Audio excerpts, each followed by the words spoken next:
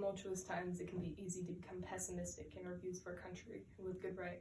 After a horrendous mishandling of a global pandemic and on the brink of shutting down again, the state of our nation is nothing to envy. But when the men of the Constitutional Convention dreamed of the democracy they were creating, I don't think they envisioned a global pandemic in 2020, only aided by the global trade we have created and by international immigration. It can be easy to despair in our modern world, but I think about where our country was at the beginning.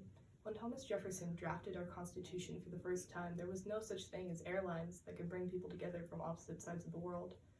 The Wright brothers were American inventors. The airplane was an American invention born out of Kitty Hawk, South Dakota. American ingenuity and determination have brought technology so far in the last 270 years. And it's not just scholarly achievements that should bring us national pride. Civil rights icons like Martin Luther King Jr. and Mary Jackson fighting for future generations, and to be recognized as leaders of societal change. Because of our Constitution, citizens of the United States of America have the right to protest the government, to continue fighting for justice for all peoples. The First Amendment allows our voices to bring out truth through media, raw and uncensored ideas being shared through online platforms. But we must still acknowledge that as a society, we are flawed. So many people in this country are not protected equally under the law. Not all Americans are given the same privileges others take for granted. President George Washington, in his farewell address, warned against strong party ties.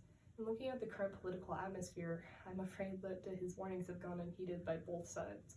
Out of every government that has existed in the expanse of human history, democracy is the rarest. Unfortunately, we have taken this system for granted, aligning our beliefs with what our party's candidates say and not what we believe. But I also think that we've begun to take back our government, that we've begun to step forward in local leadership positions, refusing to have our lives monopolized by big business and corrupt politicians. In 1790, only 6% of 3.9 million people living in the United States were eligible to vote. In 2020 presidential election, a record 161 million people performed their civic duty and voted for our president-elect. Many voters were from minority neighborhoods, flipping battleground states and making their voices heard, refusing to become sheep blinded by empty promises of a better tomorrow. I think the people that first laid the foundation of our country will be proud of what we've become. Despite the current economical and political atmospheres, I think that we have come a long way since 1787, socially and technologically.